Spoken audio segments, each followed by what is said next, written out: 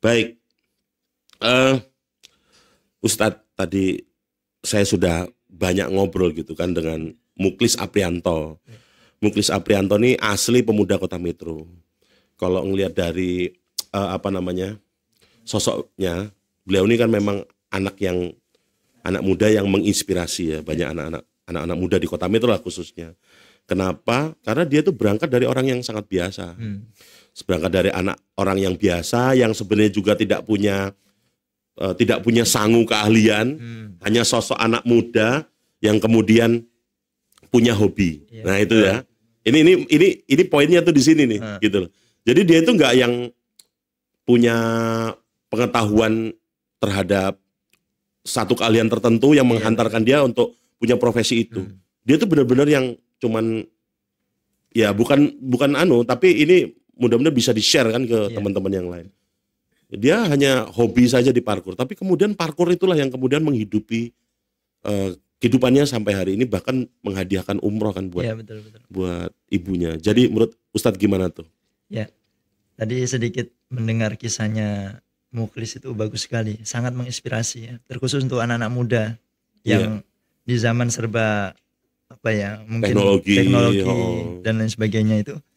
Jadi ada poin yang ingin saya garis bawahi terkait Muklis tadi ya. Satu, tadi dia cerita bahwa di poin yang dia garis bawahi juga itu bahwa siapapun kalau kalian menekuni maka kalian akan sukses gitu. Kalau nggak salah kurang lebih ya. Jadi sebenarnya itu adalah memang poin dari setiap aktivitas seseorang.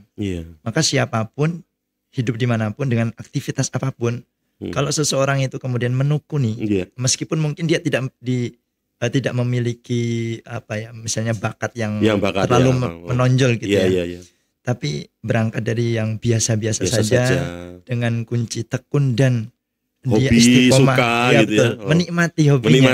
Betul. Lalu kemudian di akhir pasti ada buah yang manis. Masya Allah. Tadi ceritanya luar biasa kan, bukan hanya buah manis untuk dirinya, tapi juga untuk orang tua. Wih, keren. Itu baru anak muda. Jadi sebenarnya keren itu nggak harus orang yang neko-neko gitu Mas ya. Jadi bisa jadi orang keren itu adalah orang yang masih dalam relnya, nggak sampai keluar amat mungkin. Ya nakalnya anak muda yang sewajarnya gitu. Tapi dia memiliki konsisten gitu. Ketekunan dan konsisten. Betul. Setelah dia itu tekun dengan aktivitasnya, baru kemudian di akhir mungkin bahasa saya Allah akan beri sesuatu yang manis untuk melupakan kepahitan sebelumnya. Betul. Gitu. Jadi gini nih Ustadz, di dunia aktivitas dia itu kan memang circle-nya ya namanya anak-anak muda lah ya, anak-anak muda. Tapi termasuk beliau ini juga cukup menginspirasi karena dari dari aktivitasnya dia tetap yang namanya rajin juga nih untuk ikut-ikut kajian di tengah-tengah kesibukannya sebagai seorang coach di tempat rekreasi trampolin tersebut, dia masih bisa tuh nyempetin di Masjid Istiqlal atau kegiatan yang lain itu menurut saya keren banget sih. Iya betul. Iya, bisa gitu nyempetin waktu gitu kan. Tahu sendiri kan Jakarta kan dengan kemacetannya gitu ya. Mana badannya capek kan. Betul.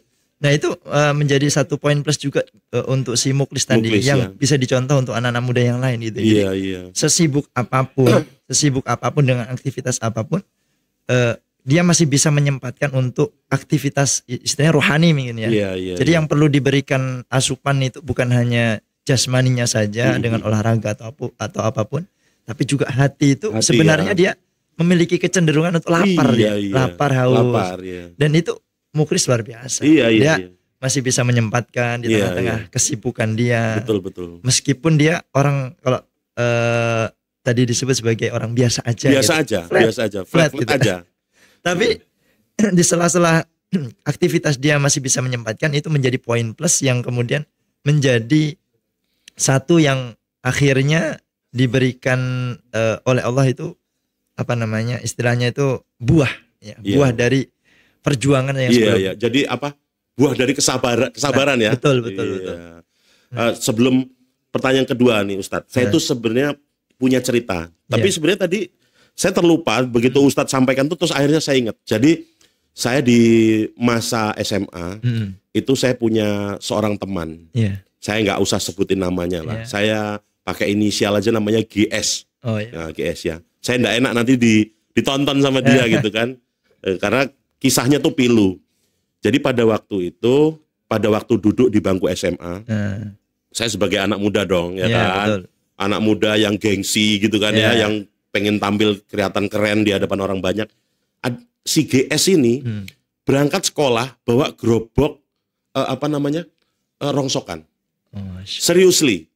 Jadi berangkat, kebetulan sekolah kita berangkatnya siang. Gitu. Jadi dia tuh berangkat ke sekolahan naik sepeda yang belakangnya ada gerobak rongsokan. Dan kondisinya gerobaknya penuh. Penuh rongsokan. Terus kemudian saya tanya, GS gitu, hampir keceplosan aku. GS gitu ya. Kamu bawa barang kayak gini kamu apa nggak malu? Kenapa saya harus malu, kata dia. Inilah yang menghidupi biaya sekolah saya tuh. Saya bilang, ya paling biayanya berapa sih? Kalau saya bilang, orang tua saya cukup untuk membiayai saya. Saya nggak perlu harus repot-repot. Usia kita tuh waktunya belajar, saya bilang gitu kan. Saya dengan kesombongan saya pada waktu. Oke ya, sampai situ dulu. Terus yang kedua, saya tanya juga, kalau kamu ngumpulin rongsokan seperti ini, kamu berangkatnya jam berapa? Saya bilang gitu kan. Saya berangkatnya sama dengan orang yang sekolah pagi, gitu. Tapi bedanya saya nggak bawa seragam. Iya. Nanti pukul 12 setelah sholat duhur, saya mandi dulu terus sholat duhur, terus kemudian saya ganti baju. Kebetulan di sekolahan ada masjid, disitulah saya gitu. Nah karena ini ditimbangnya nanti setelah saya pulang sekolah, makanya geroboknya serongsokan-rongsokannya Dibawa. saya bawa. Nah seiring jalan waktu, ya kan, seiring jalan waktu, kami tumbuh menjadi dewasa, udah hampir sekitar 6 tahun lamanya tidak pernah bertemu. Nah kebetulan dalam perjalanan itu saya sudah bekerja nih Ustadz. Saya udah bekerja. Pekerjaan saya itu menuntut saya harus pakai seragam. Yeah. Anak muda dong, umur 21 tahun pakai seragam. Pakai seragam karyawan gitu. Iya. Wah, nambah kepentus kan saya ini kan gitu kan. Ketemu lagi Ustadz di Kecamatan Punggur. Kecamatan Punggur, saya kebetulan lagi makan pindang baung di Kecamatan Punggur. Saya lupa nama pindang baung tersebut. Nah, pada saat saya sedang pesan makanan tersebut, si GS ini beserta istrinya makan juga di situ dan selesai. Jadi ketika hidangannya nyampe di meja saya, si GS ini dengan istrinya itu sudah selesai makan. Terus dia menegur saya, woi, kaget saya kan. Wah, terus ngobrol sedikit, udah saya pamit, kata dia gitu.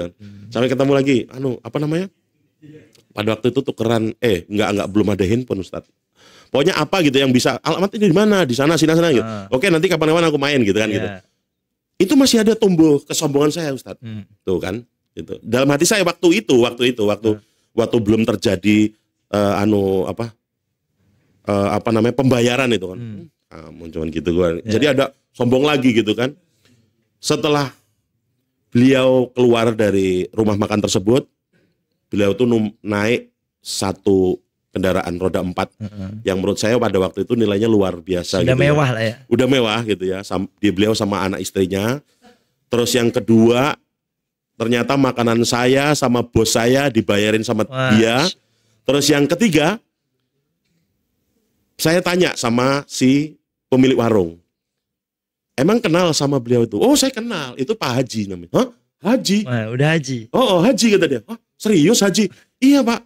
Beliau itu adalah bos rongsokan sekarang. Masya Allah. Dari awalnya dulu pencari rongsokan. Betul. Merinding saya Ustaz. Ini kisah nyata. Saya nggak bisa gali dari Muklis malah hal itu. Jadi saya justru, Pak Haji dan sekarang bos. Iya kalau nggak percaya Anda datangin saja ke sana. Cari namanya GS pasti akan ketemu. Dan sampai sekarang masih ada? Masih ada. Masih ada. Nantilah di segmen yang lain saya akan ungkap atau bila perlu si GS itu saya hadirkan di sini. Ya, diundang ya. Iya, gitu ya. Gitu kan Jis? Cocok gak Jis? Wah, keren gitu. Jadi gimana Ustadz?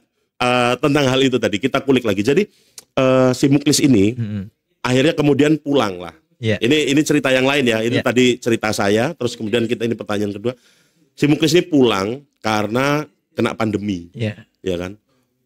Dia selama ini berpenghasilan terus tiba-tiba kena PPKM, nggak punya apa-apa. Akhirnya dia survive untuk berdagang tadi gagal sampai nggak ada yang makan katanya gitu kan. Dan akhirnya dia sekarang bisa survive lagi dan banyak sekarang dia udah banyak beberapa murid gitu katanya sampai mengajar di Pringsewu gitu. Parkur ya. Parkur. Mohon anunya Ustadz, mohon apa? Motivasinya gitu ya buat para penonton nantilah kurang lebih seperti itu. Monggo. Ya. Jadi berkaca dari kisahnya Bro Muklis ini luar biasa sebenarnya. Dia memiliki kisah hidup yang mungkin menurut sebagian orang biasa aja gitu. Tapi di dalam kisah itu terselip sesuatu yang bisa dijadikan motivasi. Salah satunya tadi terkait orang kalau dia tekun dengan aktivitas apapun atau pekerjaan apapun dia pasti sukses. Itu pasti. Itu sesuatu yang pasti gitu ya. Pasti. Janji Allah itu ya. Janji Allah. Bukan hanya sukses di dunia ya, tapi betul. dia kata Nabi itu kan Allah suka dengan seorang hamba yang apabila dia melakukan sesuatu dia menekuninya. Nah, apalagi kalau yang ditekuni itu adalah aktivitas yang baik. Apalagi tadi kalau lihat kisahnya dengan aktivitas tersebut dia juga menyisihkan hasilnya untuk orang tua. Masya Allah. Nah, poin keduanya juga ada Ustadz. Poin keduanya ternyata beliau ini juga sangat baktinya kepada orang tua. Gitu. Luar biasa. Berbakti gitu sama orang tua gitu. Ya bagus. Di poin yang kedua ini terkait dia bakti juga. Nah, sekilas tadi mendengar kisahnya ya.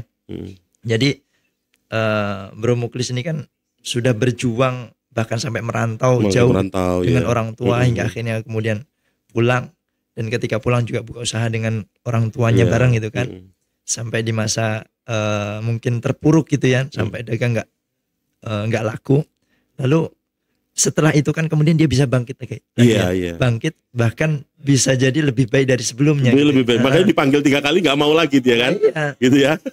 Itu menurut saya ya, menurut kacamata saya itu bisa jadi adalah berkah dia itu dekat dengan ibunya. Jadi kalau kita melihat kisah-kisah siapapun ya dari orang-orang sukses itu biasanya dia nggak jauh-jauh dari seorang ibu. Umumnya kepada orang tua. Ya. Jadi mungkin ada orang yang dia sombong mengatakan dia bisa sukses tanpa perjuangan seorang ibu atau bantuan orang lain, itu sebenarnya kesuksesannya semu gitu kan. Karena dia melupakan jasa orang lain. Tapi kalau dia kemudian menjadi orang yang tawadu atau dia itu low profile lah ya, maka dia akan Allah beri sesuatu yang manis di kemudian harinya, termasuk tadi si Muklis tadi dengan dia tekun dan berbakti kepada orang tua, akhirnya ya bisa seperti inilah. Meskipun flat tapi selalu ceria kayaknya. Saya itu nggak pernah lihat saya nggak pernah lihat dia itu cemberut, kayak nggak pernah. Apalagi nangis ya mungkin ya.